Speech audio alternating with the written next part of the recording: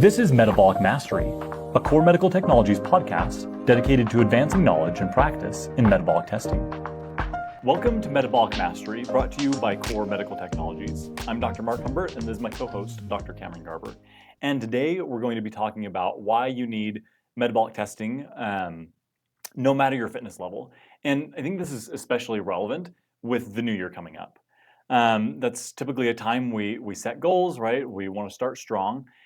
And the reality is that motivation is often high for that first little bit, but by February, I think it's like Valentine's Day. It's like most people have given up on those New Year's goals, right? It's the new treadmill is now a coat hanger. I think it's even by January 21st, most people have bailed, and by Valentine's Day, like the number of people still holding on to their New Year's resolutions is very, very small. Running off just motivation and dreams is not quite enough, and good data can really help us to focus our efforts and make it possible that we can accomplish our goals, and maybe help us set more realistic goals as well, so that it really is based on our physiology and what we're capable of achieving, instead of something that's maybe a little bit too big of a goal and so it becomes discouraging, or we shoot out of the gates too hard and it's not sustainable. And that's what I see more than anything. One of my biggest reasons why I got into the testing was seeing so many people putting forth so much effort,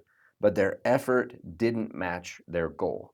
Yeah. And so I knew that with VO2 testing, we could better line up what is your fitness effort that you're putting forth with what your fitness goal is, so that people's time isn't wasted, that we're really lining those two things up better. Absolutely. And so that's why I bought the cardio coach in the first place, is I had learned how to do this through my school and education, and through a special mentorship with my kind of guru mentor.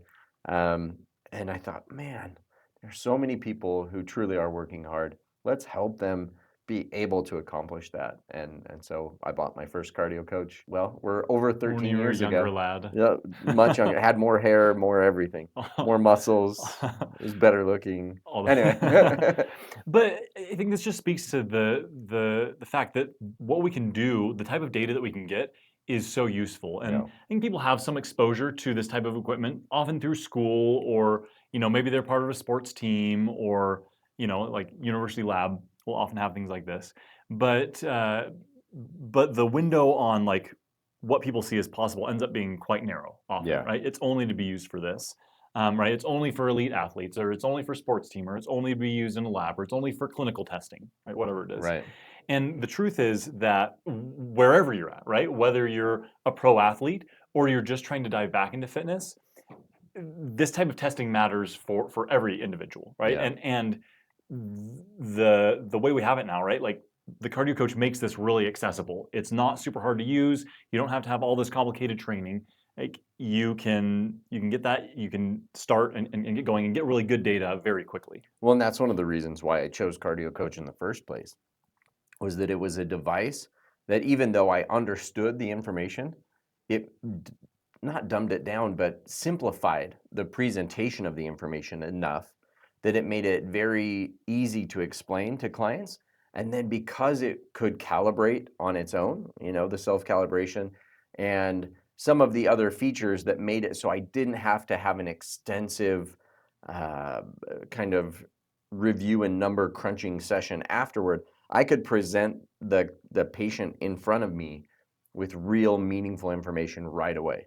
And so that was really helpful, because I could now do it as a clinical test instead of just a research lab test where it's like, come in, we'll do the testing, and then in 2 weeks from now, we'll get you your results, or things like that. Or just sending somebody out the door with results that they don't understand, just a sheet of numbers of this data table that the end user is going, I don't know what any of this means. And Lots so of numbers. Yeah, that's what really drew me to the cardio coach, is it simplified the reporting so that I could have meaningful conversations with my clients. And that's the key, is those conversations that you're able to have. And so that's one of the reasons why I bought cardio coach in the first place, because I was able to learn its application to everybody, that this wasn't just a hospital or lab thing, that this is something that we could do in the clinic now because the technology has improved, and KORR's way of boiling that down plus the self-calibration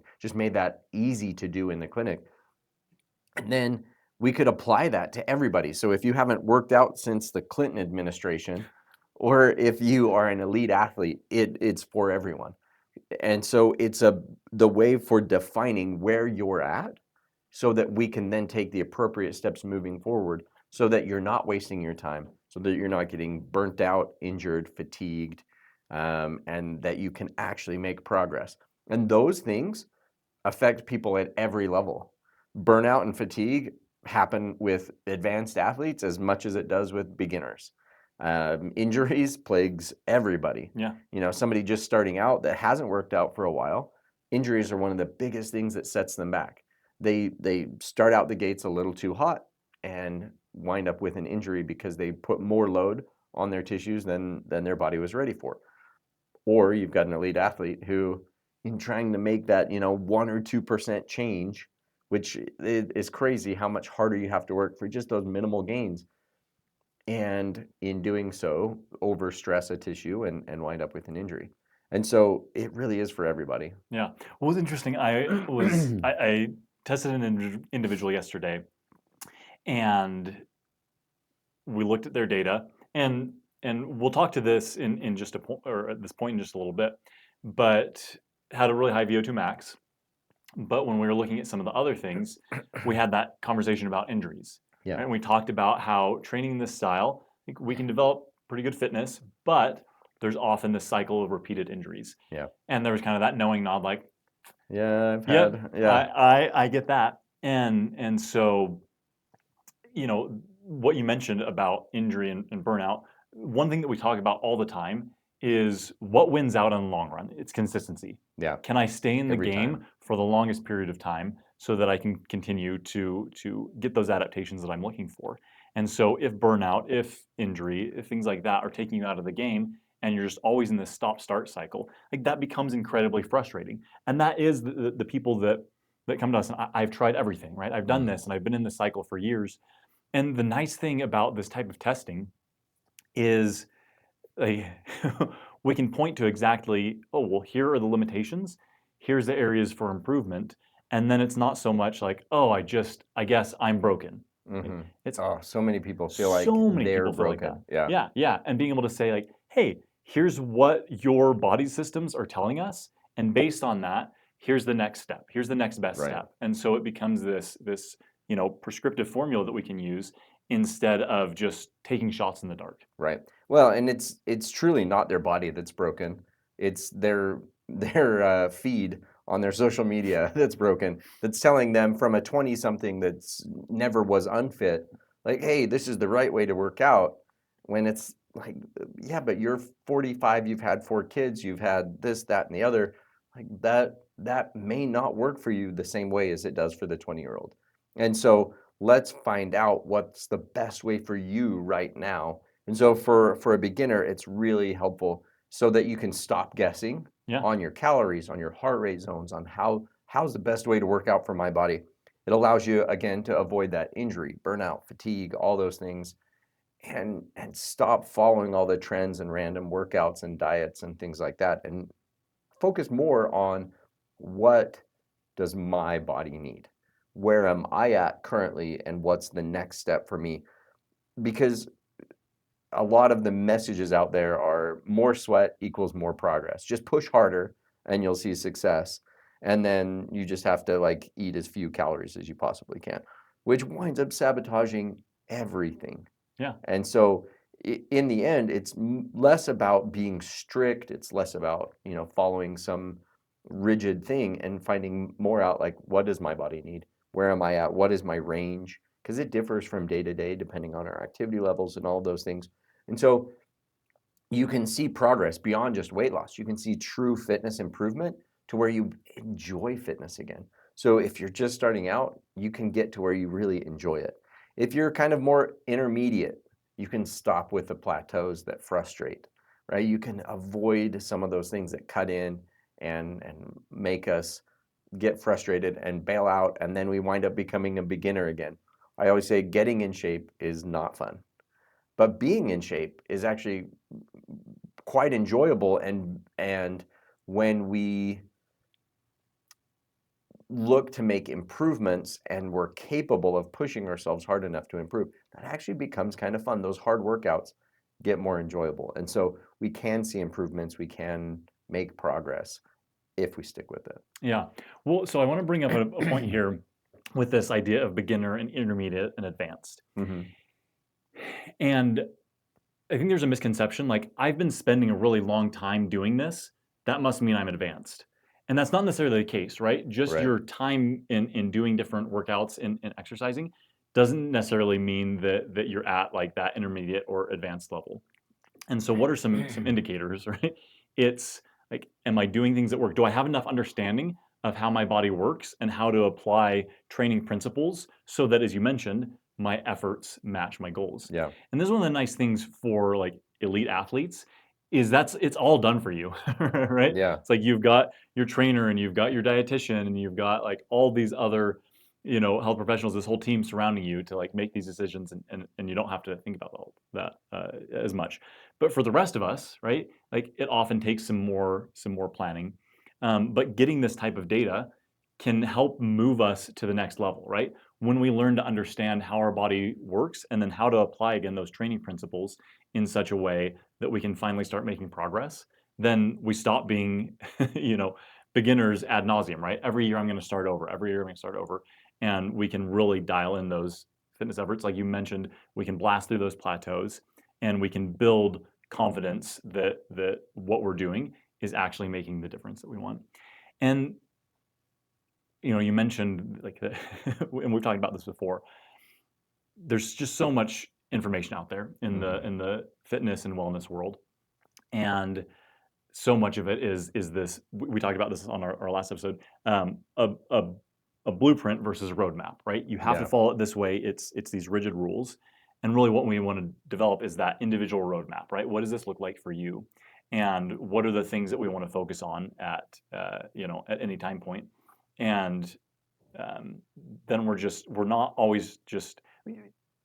We so often just see the iceberg of people's training and of people's lifestyle, and if we're just going after that, we don't see all the structure that built where their performance is now. And so when we're doing the workout of some 20-year-old, Right. It's like, okay, well, like what do their stressors look like? What resources they have available, right? Things Right. that occur naturally in aging and all of those things, and we don't appreciate that. And so if we're just going off these kind of stock workouts or whatever person online said, we can run into trouble versus getting our own data. Like, that's what's actually happening in my body. This is how my body is operating. This is how my systems are coordinating together to create an output. And so now I can take this and I can individualize training, so that again what I'm doing matters. And Right. it gives us this mesh between, like, I have structure, right? I know where I'm going. I have some guide rails. I'm pointed in a specific direction, but I also have flexibility for life to occur just as it does, right? Right. Like, I got sick, or I had a family emergency, or I had this deadline at work, or whatever other number of things can happen in our lives.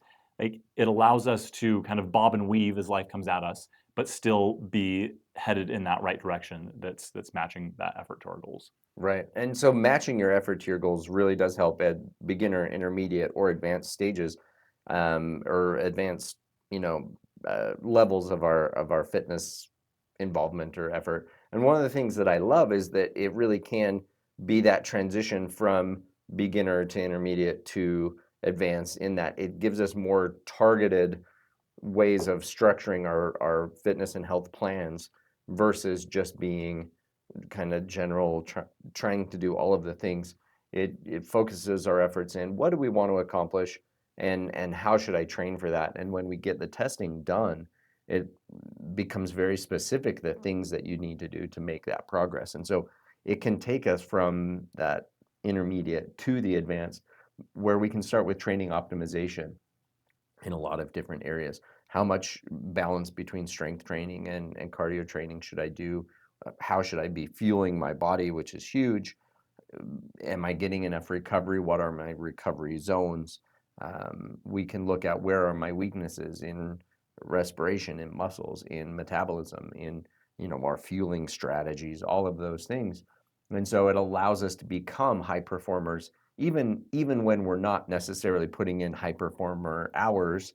We don't need to be 6-8 hours a day, but we can still apply some of those strategies because we have better numbers so that our time is more effective.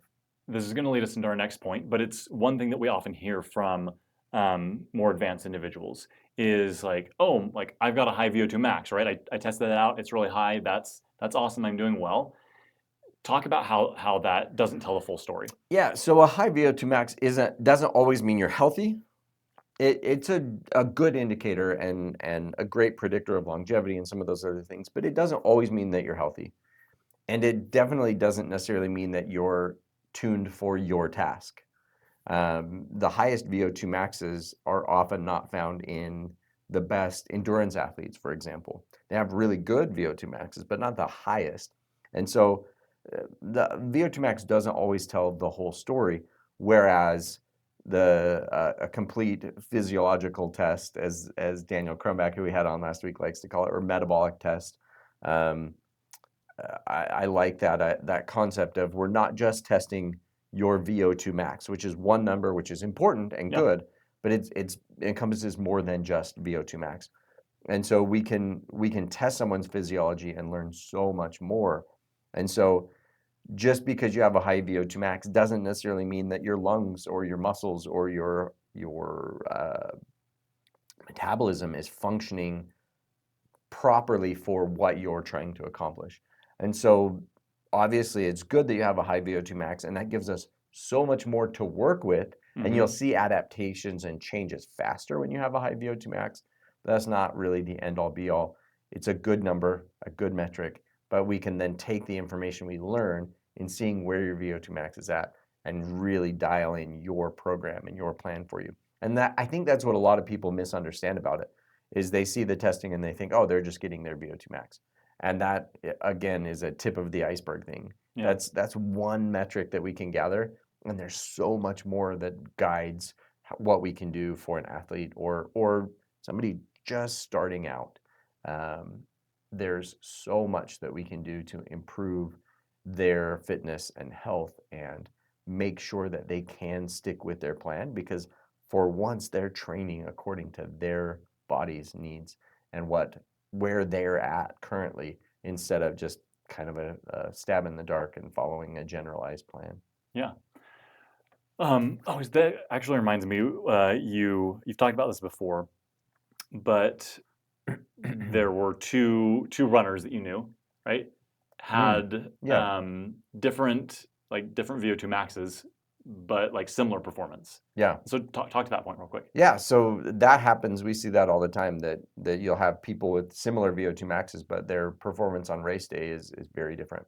And so, or vice versa, where their VO2 maxes were very different, but their race times were very similar. So just because you have a high VO2 max doesn't necessarily mean you'll perform well, because there's a lot of other things that go into that.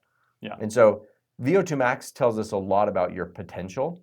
And so keeping your potential high is really important.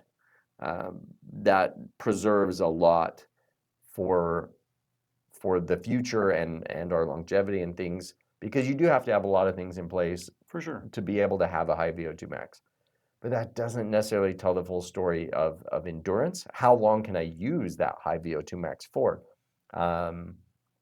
It doesn't necessarily tell us about substrate utilization and things like that. So how big the furnace is for burning, and what type of fuel. Are we burning paper or are we burning logs? Yeah. And that analogy, I think, really is kind of a good one for looking at it. How big is my furnace for burning, and what's the fuel that I'm using? Am I burning paper? Which you have to have a pretty big stack of paper ready if you're only burning paper, or am I burning logs? And so that's where having similar VO2 maxes but very different performance, or similar performance but very different VO2 maxes. That's why that happens, is there's so many other factors that go into it. And so with a really good VO2 test, we can tell all of those factors and then dial that in for the person. If their race style is more fast, explosive, short duration, then having a training style where you burn a lot of paper is okay because you're not going to need as big of a stack of paper.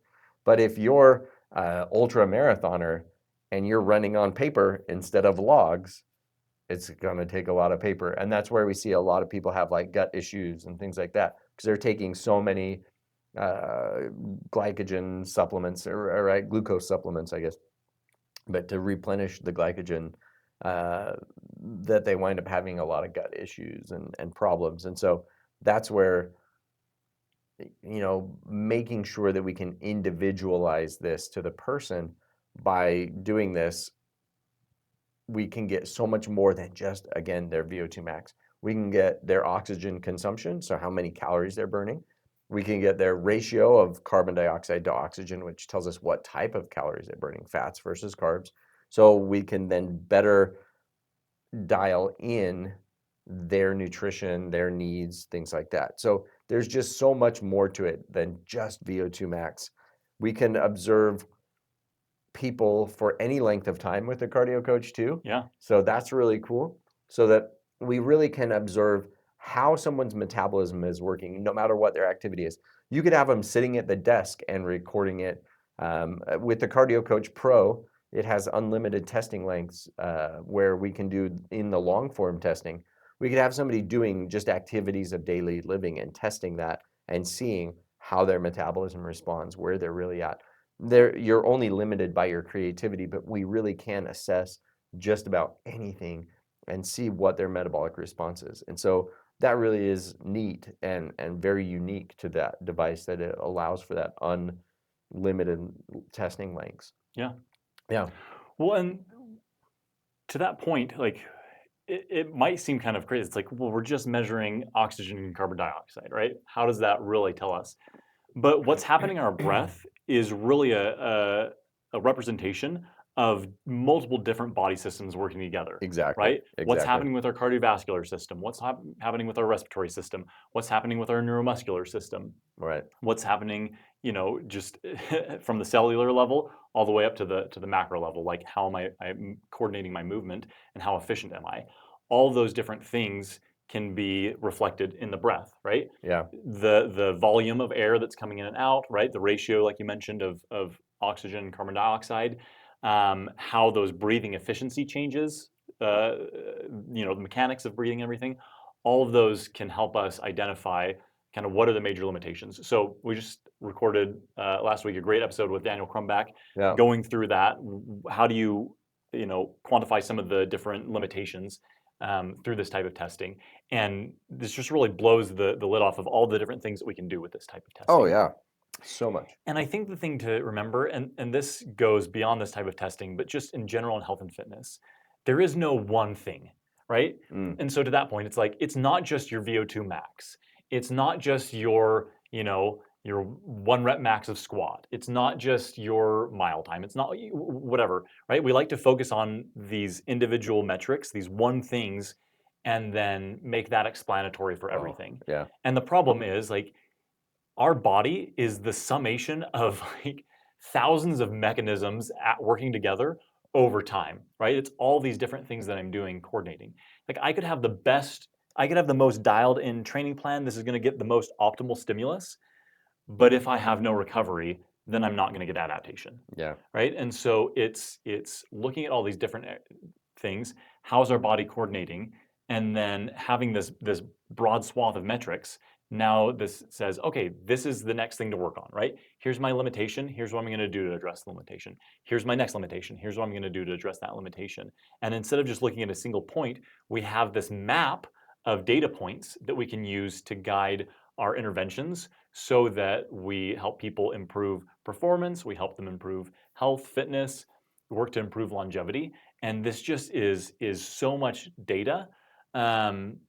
But I think one of the other nice things about, like, there's the data that I mentioned, is like we can spit out a bunch of numbers, but then being able to analyze that data is another thing that I really love about the Cardio Coach, right? You can create custom plots to look at pretty much anything. So Daniel talks to this point in that episode of all these different plots he looks at. And so it takes all this data that we've gotten over the test and just graphically illustrates that so that we can clearly see, oh, here's how this limitation is showing up, and it just Right. makes it so much easier to zoom in on those specific areas that need to be addressed, instead of just like numbers everywhere, right? Like put Right. that on a spreadsheet. We can analyze that in a way that's a little bit easier to understand. Same thing with that effective fat burn graph. We have an episode that we talk about that, but it just takes those data points and makes it a lot easier to tell the story of that client's fitness. And so we are able to have those conversations that you talked about earlier. Right. Well, and dial in where is your true fat burning zone, because everybody has a different way of calculating that or figuring that out, and most of them are very inaccurate Yeah. without actually measuring, because every individual is different, and we even fluctuate quite a bit within our life because of different training periods and different you know eating habits, and they fluctuate throughout the year, and all those things can play a factor into that. So getting tested frequently really can help us to dial in how is my body utilizing calories and where is my fat burn zone.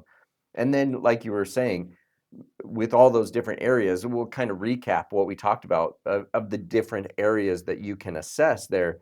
You can look at your muscle health, right? You can see what is their muscle quality, how are they burning calories, things in that nature. You can look at their cardiovascular health, you can look at their respiratory health, you can look at their metabolic health. Those are all things that you can take a look at and dial in with the cardio coach. And so by getting really good information, those are some of your most key systems, especially if we're in the conversation of longevity and wellness. Yeah. And physical performance. Looking at how are my muscles working, how are they utilizing calories, and then my metabolism, how is it taking the calories that I'm ingesting and using them as fuel, how is my heart and lungs working to move that fuel around and to supply oxygen to my body. All of those things are so critical, and we can take a look at all of that. Yeah. And as you mentioned, individualizing this training is so important Yeah. because everyone in front of us is an N of one.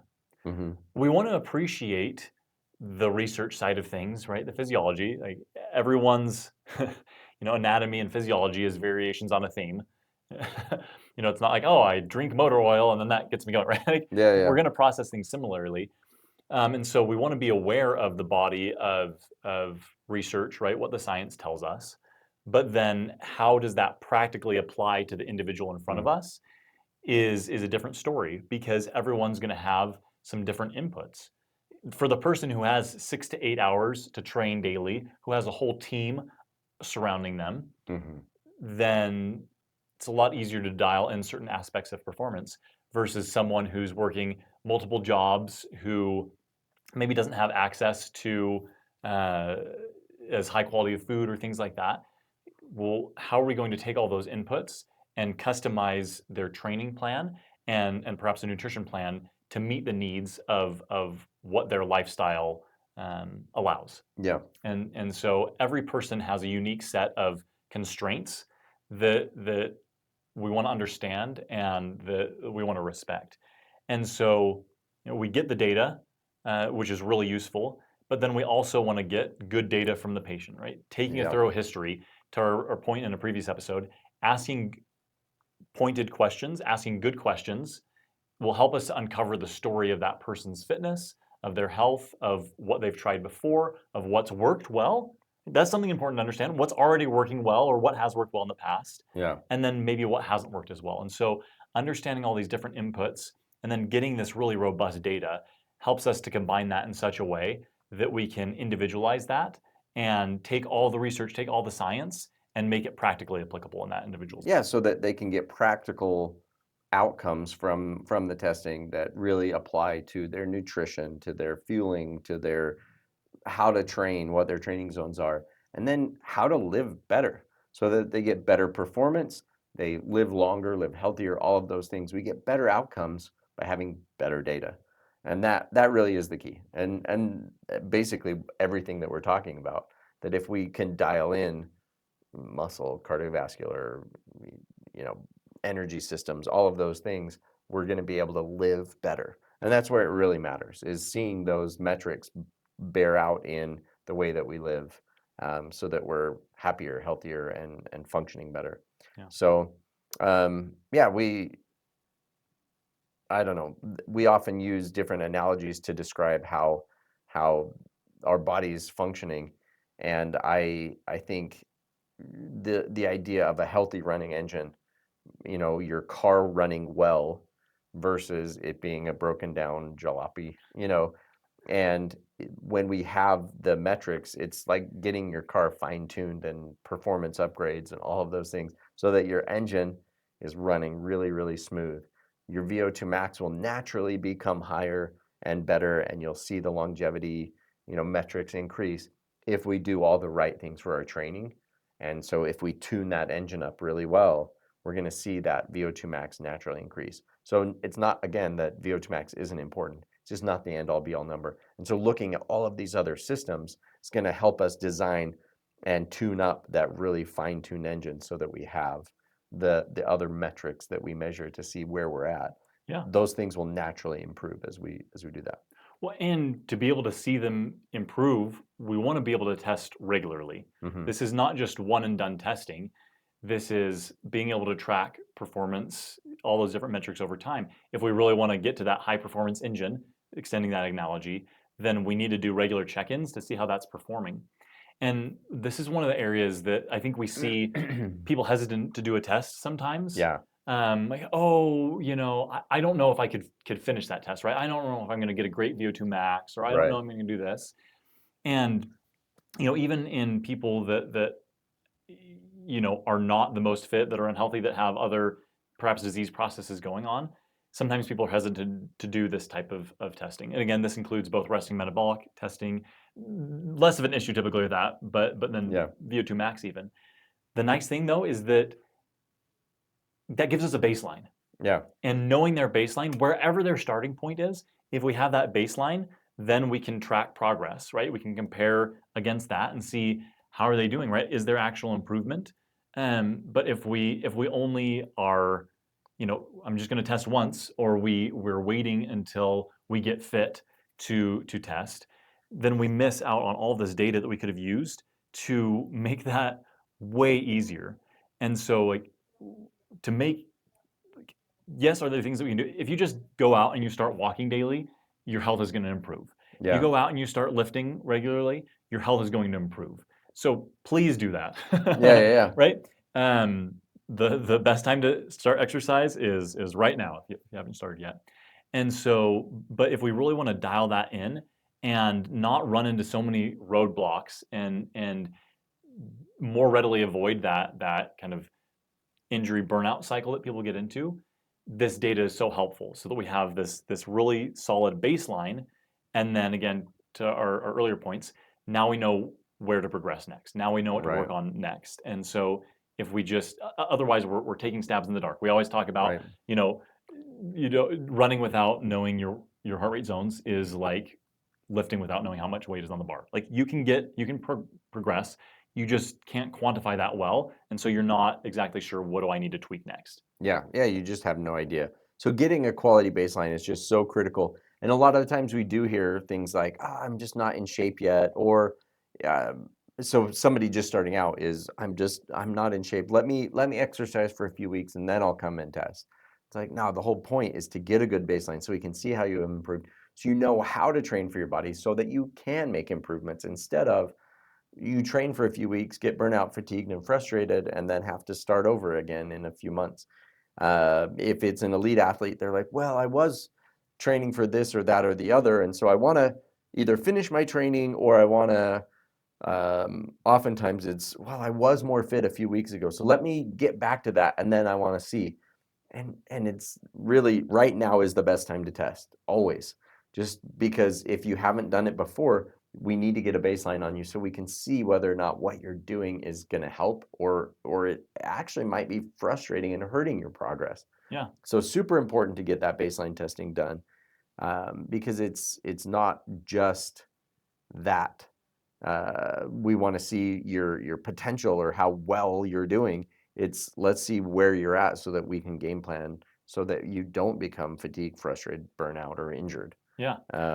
Yeah. Well, and I think a thing to understand is that the changes that we're making to our lifestyle, to our training, and to our diet don't immediately bear out. It's like, oh my gosh, I started exercising. I woke up and I'm Hercules this morning. I Mhm. wish that would be amazing. Yeah. And so there are changes happening underneath the surface that we can't observe. We talked about this before. Like the person who is currently not fit and healthy, but has adopted the habits of a fit and healthy person, like they have a new trajectory. Over time, if they're consistent, they're eventually going to get to that level where they are healthy and fit and active. But it's just that law of compounding. And so one of the things with getting that baseline and then retesting regularly is even if some of the outward physical manifestations haven't taken place, right? Maybe I haven't lost as much weight as I'm expecting, or maybe my clothes don't fit, or maybe I'm not, seeing that muscle tone quite yet. We can still see, well, actually, like, look at how your health is improving. Your ability to move air has increased quite a bit. Your ability to burn fat at a wider range of heart rates, this is all improving. And so metabolically, you've gotten more healthy, even if we haven't seen some of the outward signals of that improved metabolic health, because Mhm. these things take time. And so that can actually be really encouraging. It's like, I feel like my training isn't working, like nothing's changing. I think that's really easy because we have this motivation. I have a new goal. I want to get fit. I want to get healthy. And I think we constrain it. I need to be fit and healthy now. Even though I've been unfit, unhealthy since the Clinton administration, right? Now I need to be fit and healthy within the next 6 weeks. Right. And so that can be incredibly discouraging when it doesn't feel like anything's changing. But being able to see objective proof of this data can help Mhm. us temper some of those feelings and some of that disappointment. Say like, no, you actually are changing. Like, keep going. Keep trying. Right. Keep putting up the effort. And that's why getting that baseline is so important so that you can measure change, so that you can measure progress. Because progress isn't always weight on the scale, like you Yeah. said. That's one metric and usually isn't the thing that changes the most in terms of improving our fitness. And so without good data, it's kind of like we mentioned the engine analogy. It's like going on a road trip and now we've got this engine, but no dashboard, right? If we didn't have our GPS to know how to train and where to go, if we didn't have temperature gauges to see is our engine overheating, is our oil Am I pressure redlining? low, are my RPMs redlining. If we don't have a good dashboard of information, we're set up to fail, and that's such an important concept to have of like, this is my dashboard. This is where I can see what I need to tweak and where I need to change, and it allows you to be successful in the long run. So whether you're just starting out or whether you're an elite athlete, like, now's the time to get that baseline so that then I have this dashboard so I can watch and make sure that I'm progressing in the right direction. Yeah. I feel like, with that, we're saying the same thing a bunch of different ways to emphasize, like, this really will give you that custom roadmap, that GPS for your life and lifestyle, that will dial in the way you should be training. So whether you're an end user, and this is how you should be trained, or you're somebody that's coaching, counseling, treating patients, this is going to help you help your patients, give them a more clear exercise prescription, something that they can take and use versus here's a bunch of information, good luck with that. And I think, unfortunately, that's what we feel like in healthcare all the time, where we have some good diagnostic tests and other things, but we kind of present that information to the patient and don't really know how to help them utilize that information from a how do I change my lifestyle perspective. And I personally believe that the results that we get from the VO2 testing, VO2, VCO2 testing really does give us a very clear roadmap of here's where you burn fat most effectively. Here's where your zone 3 is that's going to be less effective for making improvements and more likely to train towards injury. Here's your high intensity zones where we're going to see more progress. it allows us to dial that in so it's very specific to that individual so that they can actually see progress. Yeah. Well, and I think this goes back to this idea of what is the training that's going to matter most for them, right? What's going to match their effort to their goals? And I think you see online, like, this is the best fitness program out there. This is going to be the one that changes your life. And yet we know that people don't follow the physical activity guidelines. Right. So physical activity guidelines, 150 minutes, I think they're making some changes, but 150 minutes of moderate aerobic activity, ideally on at least 5 days per week, and then strength exercise 2 to 3 days per week, hitting all the major muscle groups. And we know that by and large, at a population level, we're just not meeting those standards. Oh, not even close. And it would be so easy to blame that on the individual, right? And I think we often do. Like, you're just not, you're just not putting in enough hard work. If you just put in more work, then you would have the body and the lifestyle of your dreams. And unfortunately, like, the messaging often sets people up to fail, right? And oh, you gotta measure, you gotta do like really high intensity all the time. Like, no, that's not it. You gotta do only low intensity, right? Stick it down there. Like, oh, none of that matters. Just do strength training. And so we get all these conflicting messages. And so in some practical advice in applying this to the individual, taking what we learn, is this idea of starting with where they're at. Yes. How do I take this data, but then also take exactly where they're at and help them to establish a plan that works for them? Because I don't really care if I have the best program ever, right? Do this for, this many workouts a day if I'm not confident as an individual that I can do that. And so start with something that person is like, I'm 90 to 100% confident that I can do this week over week. If they haven't been exercising for 20 years, giving them 5 days of workouts and expecting them to do it with 100% consistency is just not realistic. It's too big of a shift. And so what does that look like? You know what? Can I go on a 5-minute walk once a week, right? Maybe that's what I start with. And that seems so small, but then, I didn't feel terrible after I did that walk. I actually enjoyed that. I want to do that. I could add a second day. I can do that more I can do that versus, more. oh, that was exhausting. Or I, this new strength training plan. Every muscle in my body is sore. I almost fell out of bed this morning because I got worked so hard. I never want to go back and do that again. Oh, we see that with personal trainers so often where they push people too hard as they're just starting out so that they can see progress, but then they're not consistent. And so they don't ever see the progress versus building more slowly.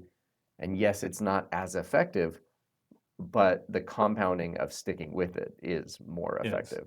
And there's certainly a balance between long-term stick-to-itness and seeing progress. But again, going back to this point of, if we're testing this and we can see these health metrics improve, that can create purchase for, doing these small and simple things, like not having to kill myself, like being able to slowly get into exercise and build it into my lifestyle.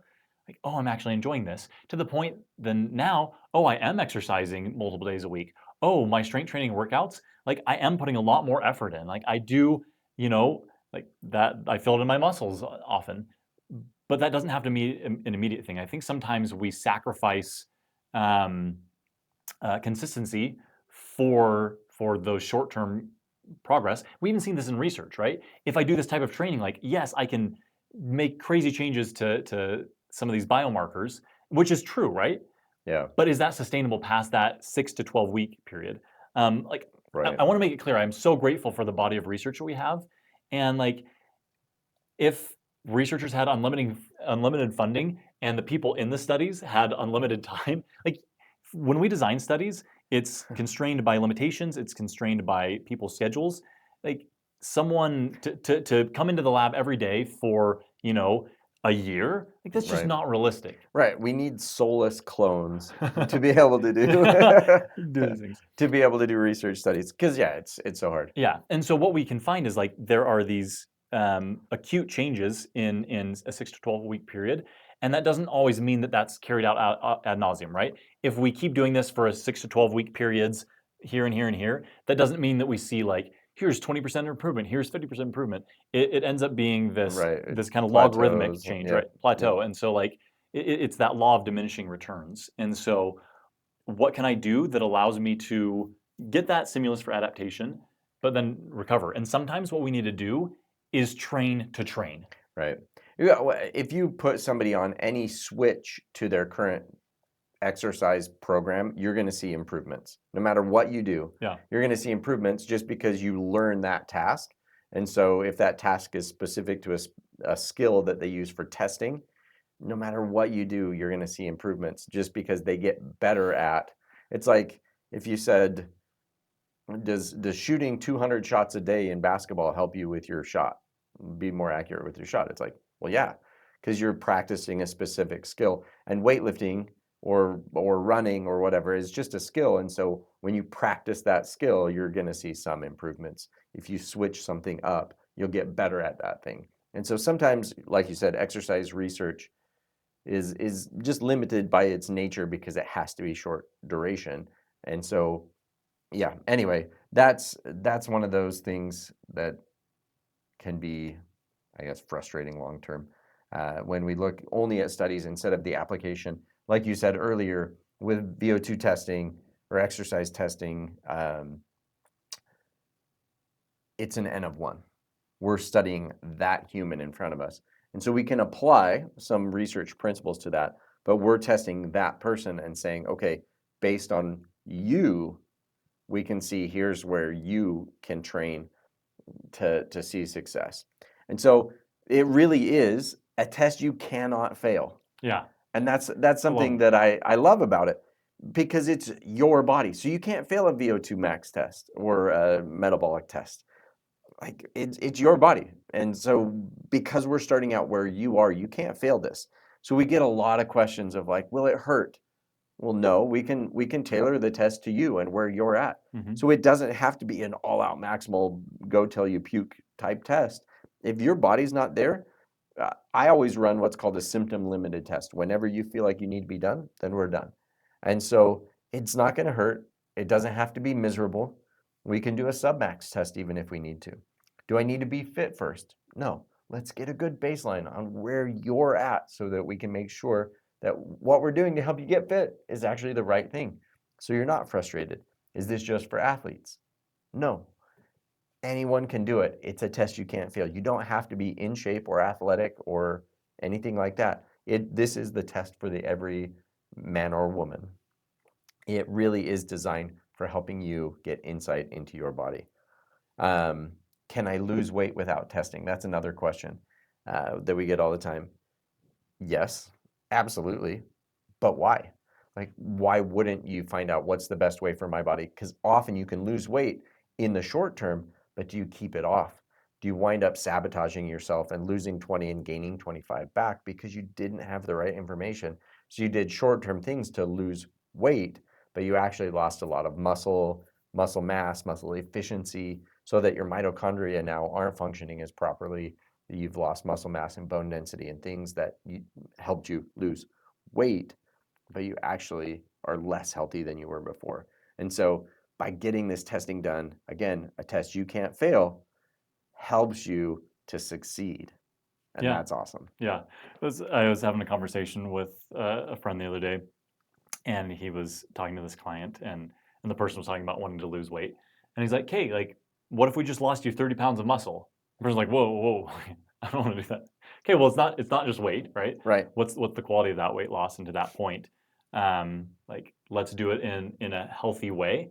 And we don't want to lose muscle. Like, the nice thing is if we're tracking that, we can see that reflected in how that resting metabolic rate is changing in like what's happening during the VO2 test. And so like maintaining muscle, whatever activity we're doing, right? Whether we're just at maintenance, whether we're trying to perform in a sport, whether we are Right. losing weight, we want to maintain muscle. Muscle is an organ of longevity. Right. Well, so that's something that I have asked people in the past of like, who's your favorite actor, athlete, whatever? Like, who would you want to be their body double if you were a stuntman or whatever, right?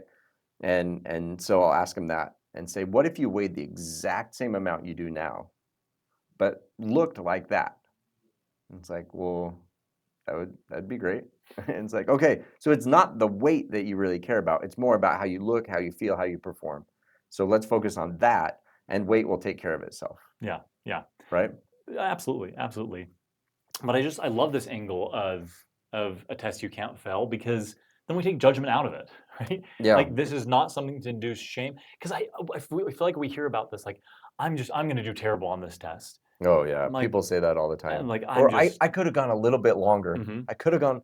I probably could have gone another minute or two. It's like it doesn't matter. yeah, We found out what we found out, and really, the more important part is what we need to do for you.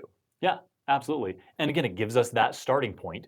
What do we need to do for you? Like, it doesn't matter what you of 20 years ago could do. It doesn't matter what your friends and families can do. Like, their workout plans don't matter, to a point, right? Like, Yeah. we find that families that make a fitness transformation together tend to do really well. Yeah. Yeah.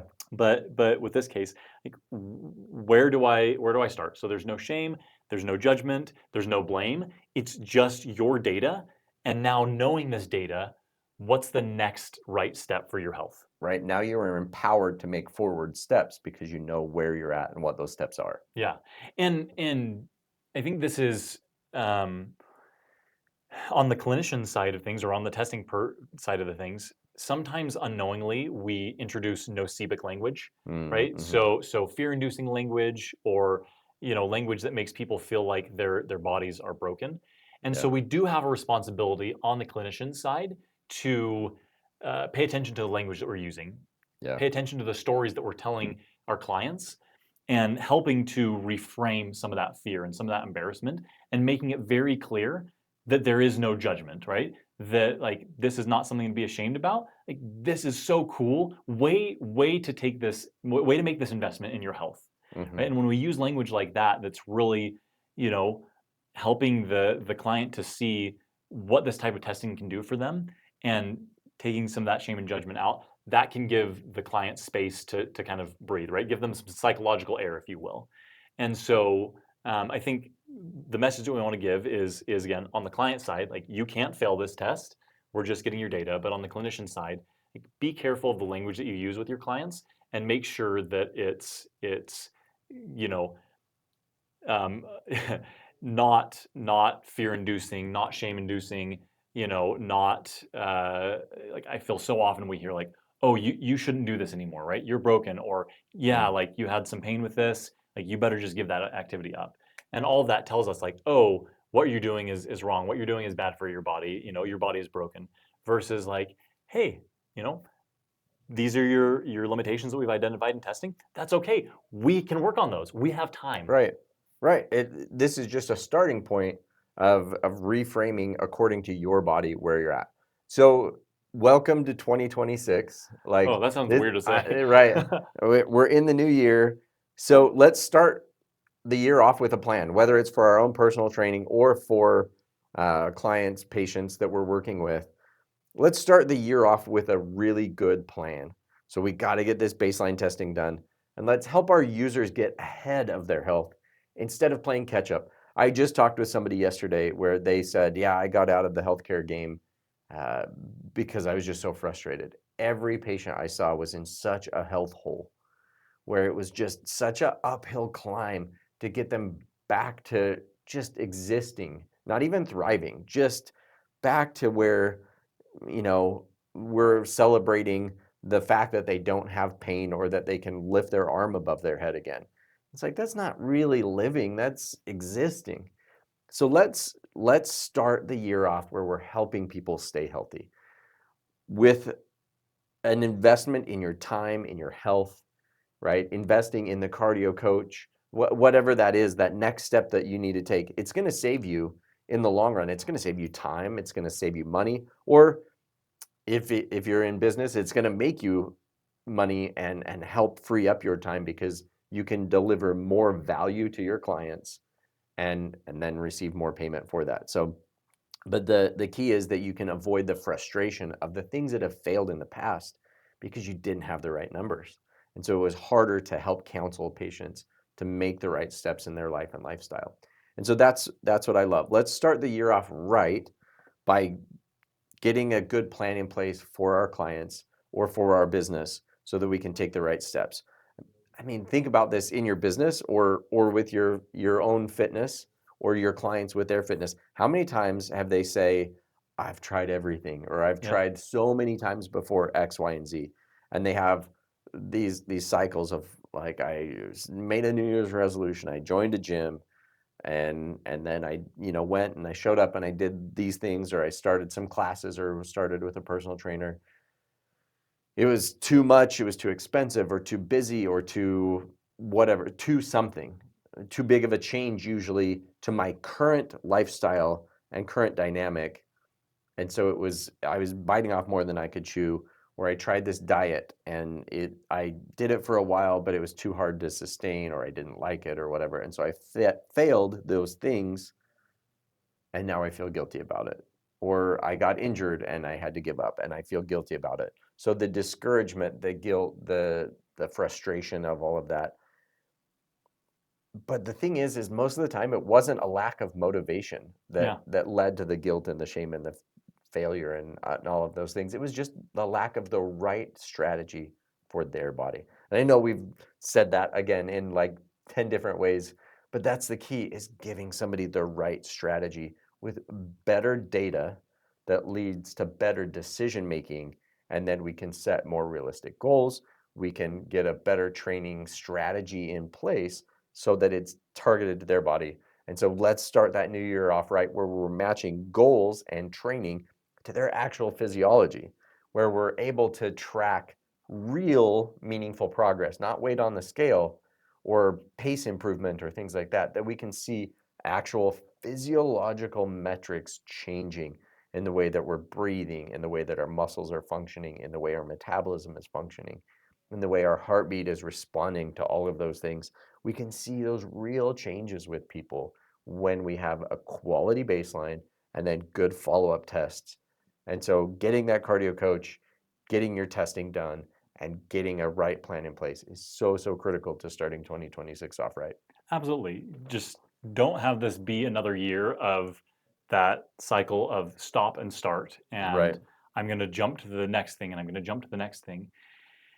And like some of this is a mix of patience and humility on both the client side and on the clinician side. Yeah. Because I think one of the things on the client side, right, as individuals, when I don't see changes immediately or the changes that I want to see immediately, it's so easy to jump to the next program.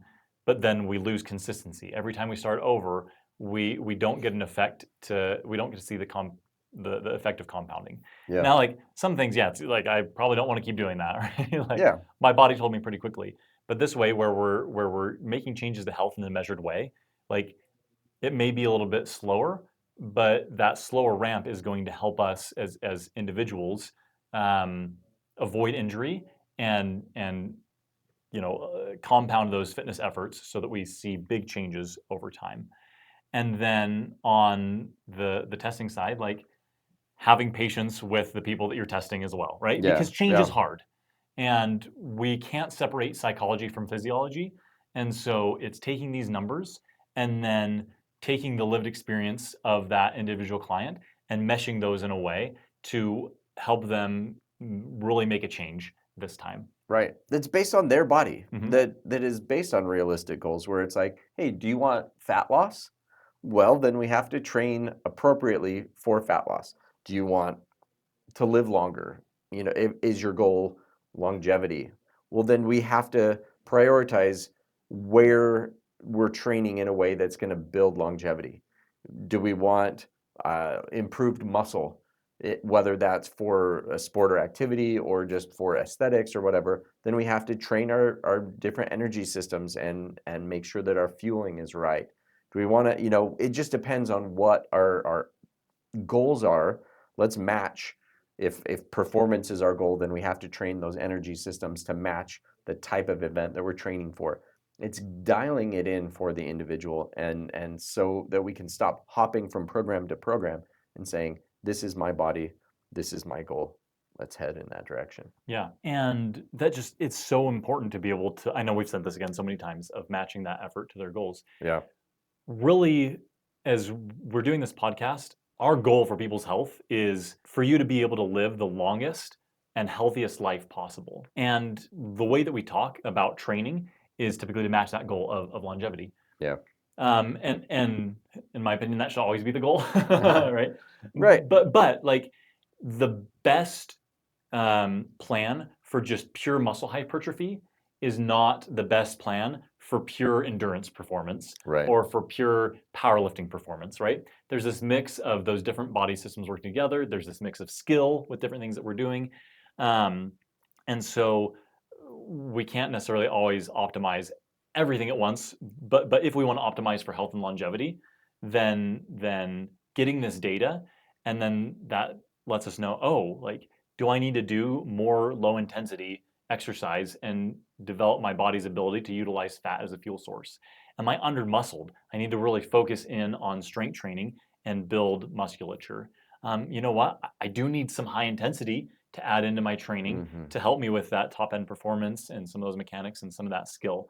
And so, like, if I want to optimize, having all this data will really help me know what's the next thing to focus on. Right. Well, and so not to correct necessarily, but to focus in what you said the goal should always be longevity. And I think that's the long-term outcome goal, but it's the training goals that really are so much more important of saying, instead of my goal is to lose weight or my goal is to live longer, focusing on well, my goal is to add lean muscle mass, or my goal is to improve my peak performance. Setting these process goals are going to be so much more important than just the outcome goal of I want to lose weight, but then we never set the process goals of, okay, how am I going to do that?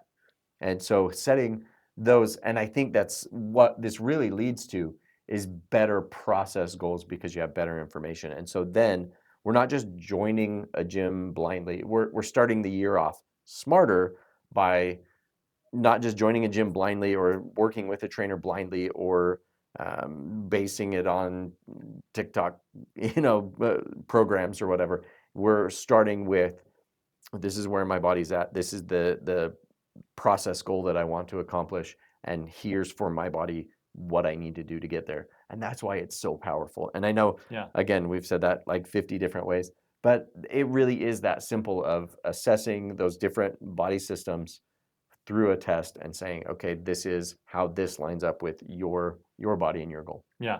Well, and I love that correction that you made, because sometimes that can just feel so more, I want to get healthier.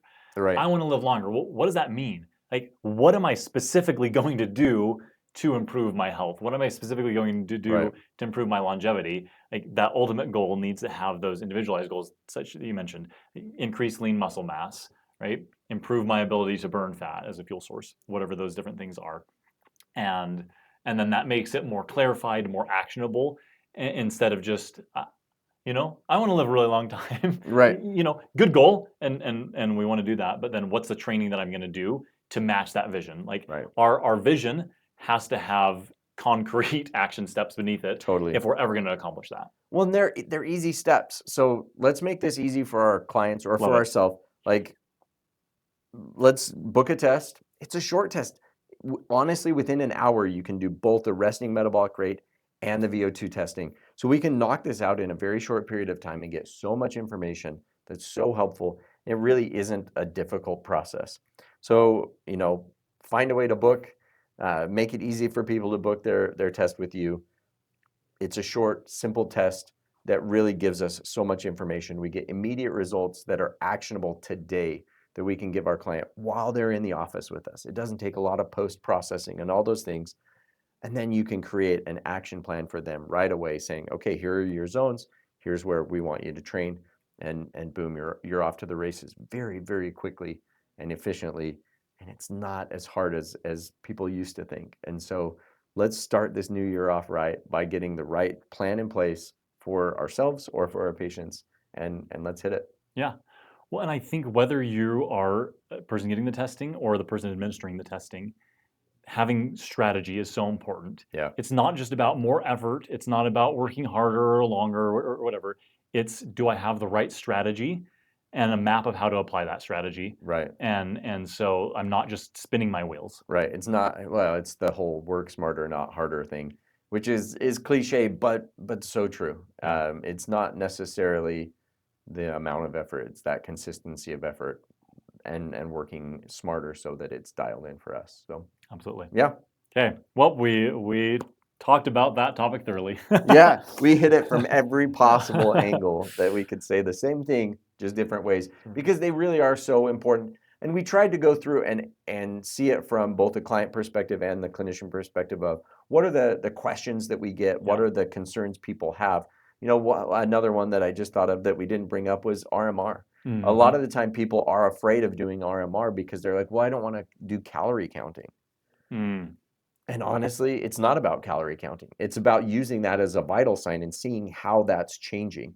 So we can use it to guide our calorie decision making and being more aware of the calories that we're consuming, kind of where we should be. But you don't necessarily have to go out and count every calorie that goes into your mouth. It just allows us to know better how that metric is moving. Absolutely. Anyway, so lots of different ways that we can consider that information. There you go. It's like all the essays I wrote in college. Like, how many ways can I say? Say the same thing. Yeah. And then at the end, you have that one other thought that you're like, oh, shoot, I should have put that in there. Put that in there.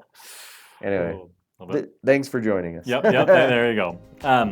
Remember, if you want more content like this, remember to like, follow, and subscribe, and we'll see you next time. Ready to take your metabolic testing to the next level? Visit KORR.com to learn more about purchasing our metabolic test equipment.